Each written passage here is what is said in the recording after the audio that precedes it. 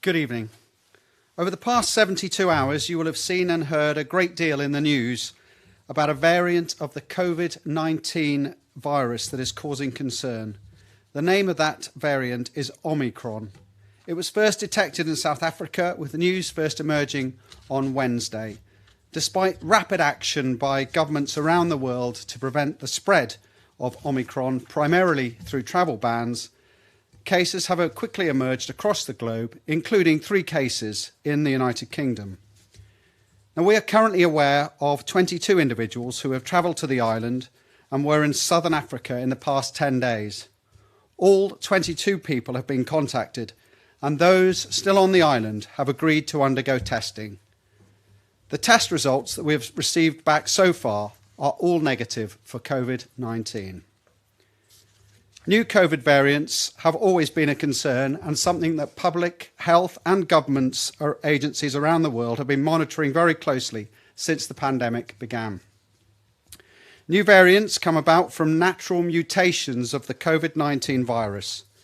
These mutations can affect how transmissible the virus is, how likely someone is to become seriously ill, and, crucially, how effective the current COVID-19 vaccines are in offering protection. We have seen this already during the pandemic, with the Delta variant becoming dominant over the Alpha, Beta, and Gamma variants. We have always said that the emergence of a new mutation could be a potential trigger point, meaning we have to act and take steps to protect our community. There is still much we do not know about the Omicron variant. The most crucial is that question about how effective the vaccine will be in offering us protection.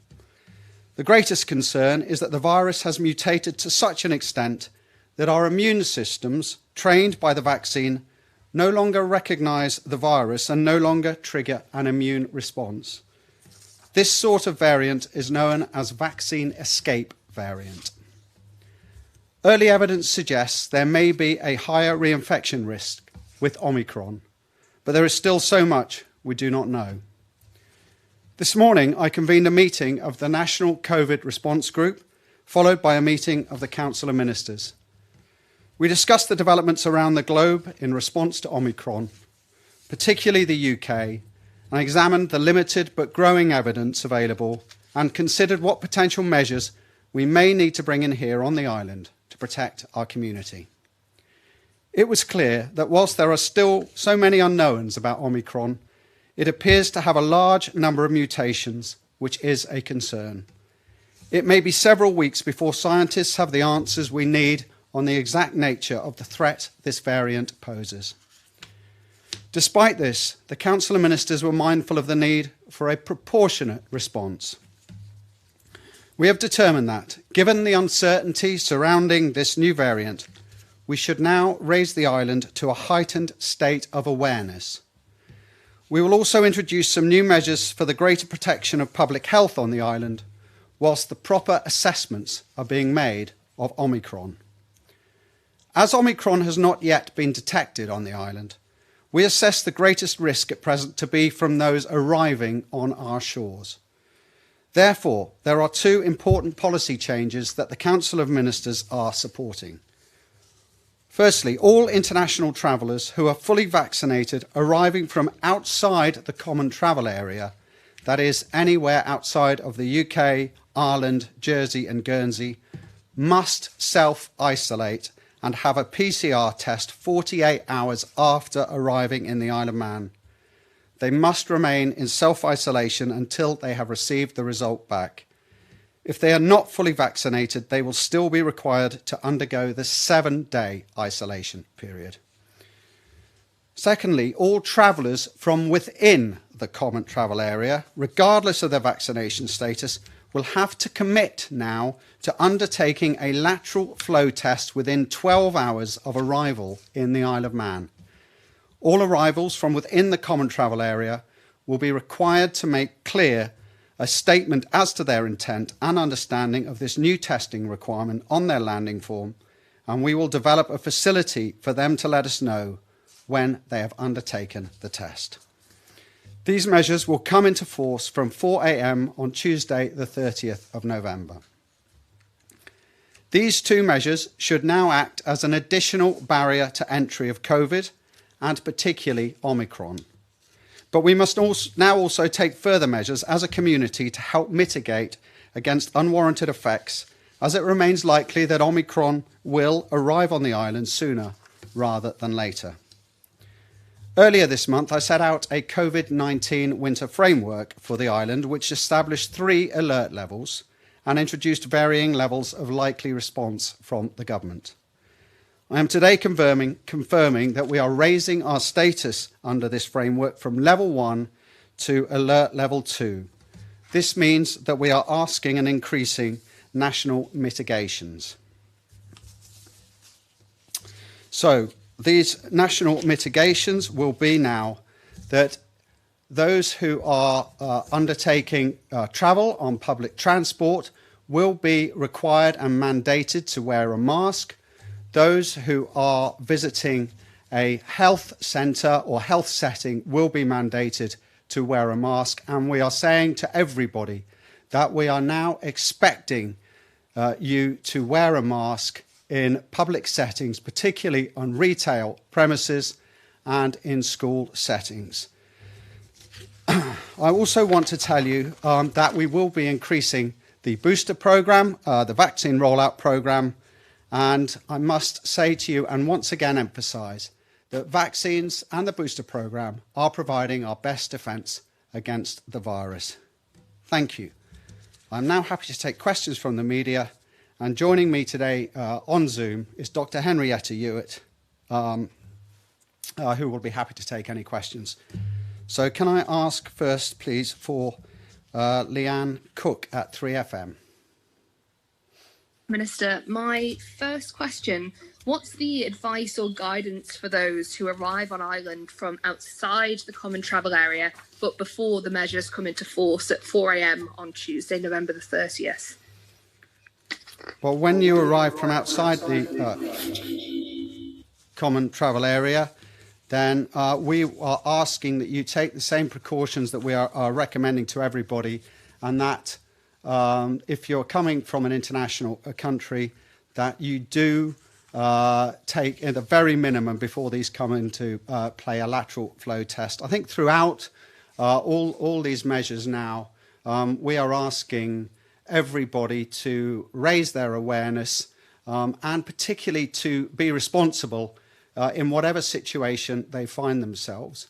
I refer particularly to the lateral flow tests now as being a major support crutch, if you like, to ensuring that people are looking after themselves and are making sure that they themselves are aware whether they are carrying COVID. And I'm also asking now, particularly with the winter party season fast approaching, that people now do take a level of responsibility with lateral flow tests in terms of testing themselves when they know that they are going out into group settings or going out with colleagues or friends into settings where there are large groups of other people, and also to use the lateral flow devices within a few days of attending such settings as well. Thank you. And my second question, of the 22 people tested so far, you said all the results have come back negative. How many is that exactly of the 22? I think everybody except 3 people have been tested, and the other 3, I believe, have left the island. Thank you.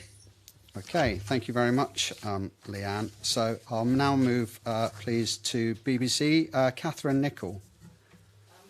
On Friday, we heard that they were going to relax the testing regime for people going into hospital appointments at Nobles.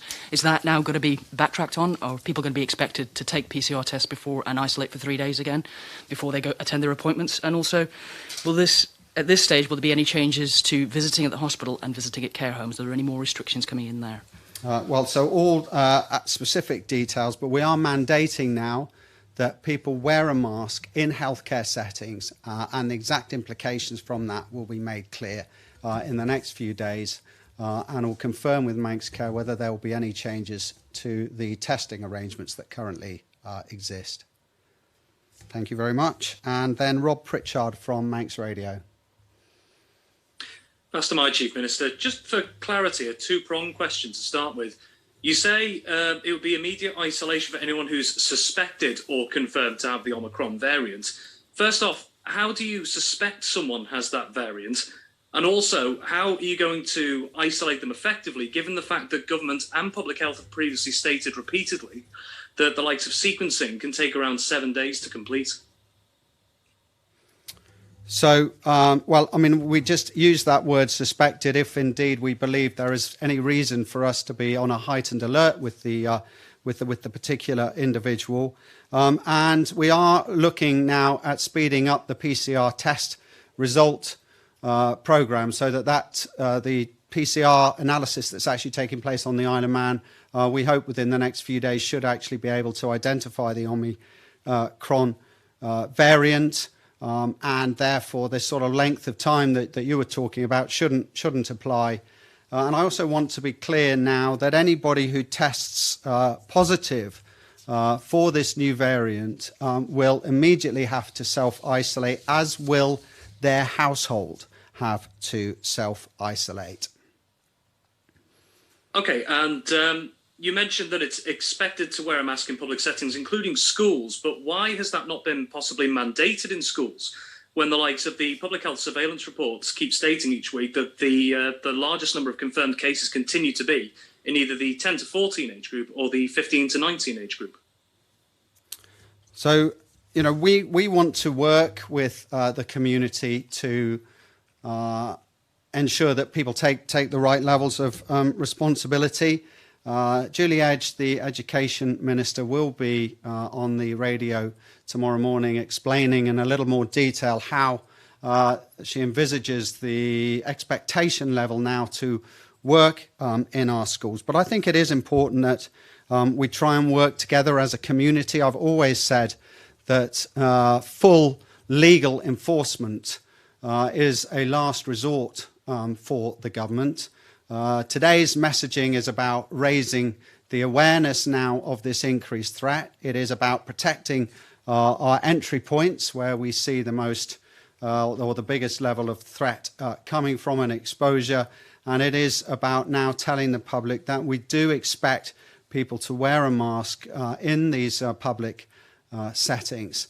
And there is some work to do now as we move forward in the next few days with business, particularly with retail premises, but also with the school setting as well, to make sure that everybody is adhering and fulfilling what we want, which is really to try and mitigate as much as possible now the opportunity for this new variant to spread within the community.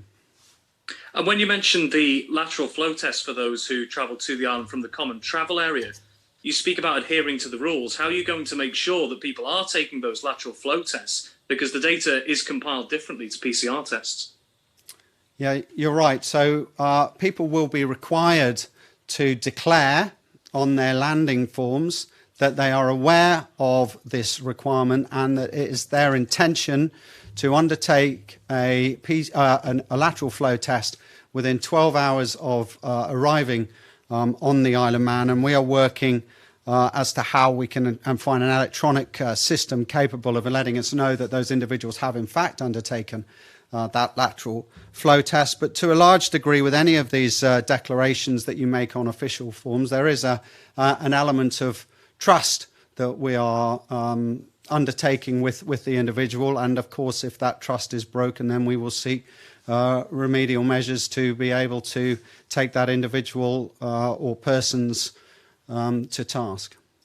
How long would it take to have that system in place then to be able to effectively track people taking lateral flow tests? Well, we will have this in place in terms of the landing forms by 4 a.m. on Tuesday morning.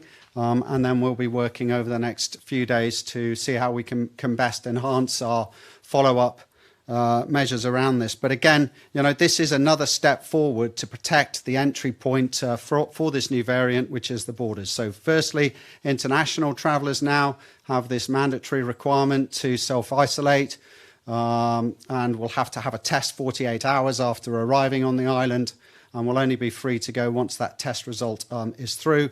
Secondly, those travellers coming from within the common travel area now will have to declare their understanding that they have to undertake a lateral flow device test, and we will work on the follow-up measures around that, but that declaration will be in place for 4 a.m.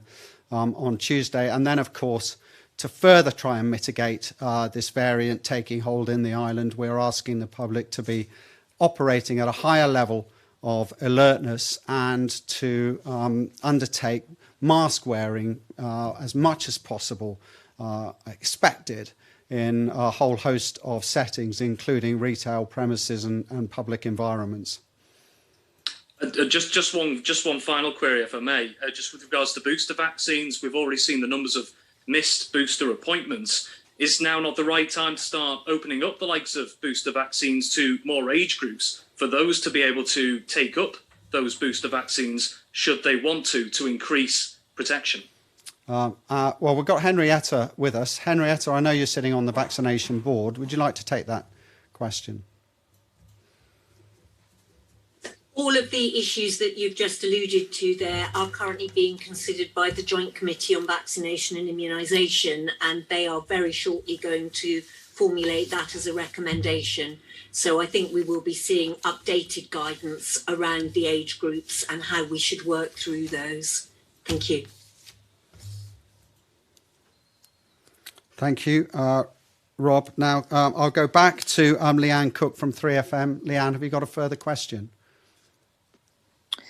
I'm just having a look. I asked how many of the 22 tested. I was going to ask if there's a contingency in place if one person tests positive, but you've covered that.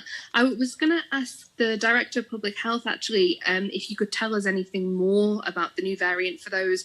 Obviously, it's a new variant. It's quite concerning. Just for the general public, if you've got any more information, that would be my only further question. Yes, would you like me to take that? Yep. Yes, please. Yeah.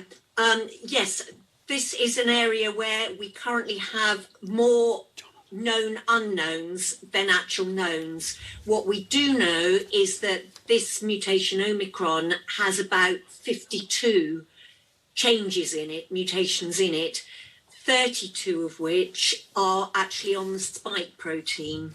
And the reason why that is worrying is because that is the protein that the virus uses to get into and infect cells. And it's also the bit on the virus that the vaccines target. So the worry from that is that Omicron will be more infective and also evade a lot of the protection from the vaccines. It probably won't evade all the protection, so we'll probably still be in a position where people who are fully vaccinated do have protection against more serious illness, but we don't know quite to what extent that will be the case yet.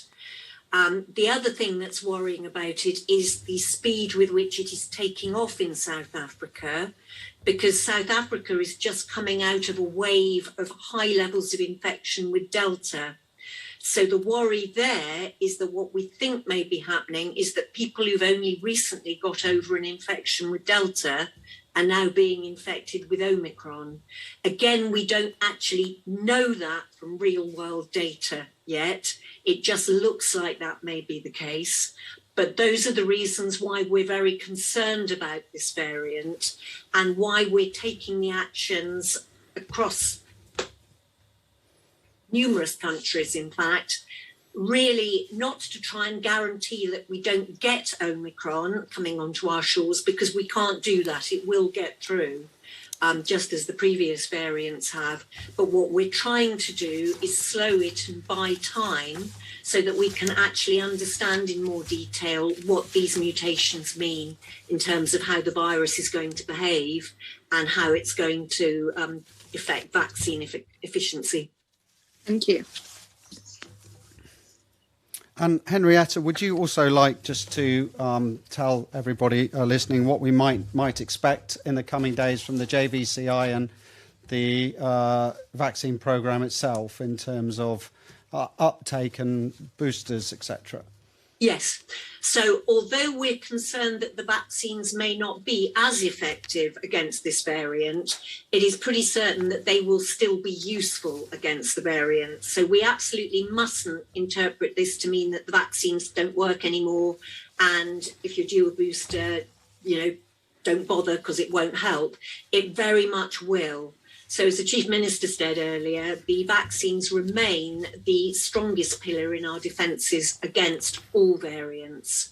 So everybody who is included in the current booster programme, we would stress, please come forward and have your booster as soon as you're invited for it. JCVI have been working across this weekend, including up until really as we're speaking, looking at what we should do in terms of expanding the booster programme and potentially expanding further doses in the younger age groups, the children and young people. So that recommendation is being formulated right now, and we expect to see guidance coming out of that very soon. And once we get that, we will expect to alter our vaccine programme on Ireland to reflect that new guidance. Thank you. Yes, Catherine Nichol from BBC.